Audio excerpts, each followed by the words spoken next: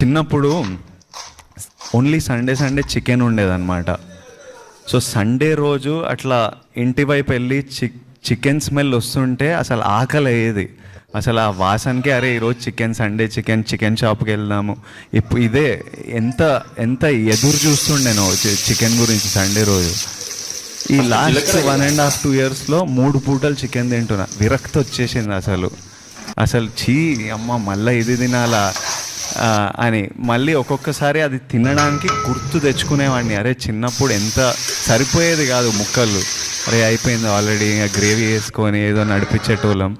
So అరే చిన్నప్పుడు అట్లుంటుండేరా, దీన్ని ఇట్లా చూడకు, తిను, ఇష్టపడి తిను, ఒకప్పుడు దొరకలే అని అట్లా మైండ్కి నేను చెప్పుకొని తినాల్సి వచ్చింది. అదో కష్టము.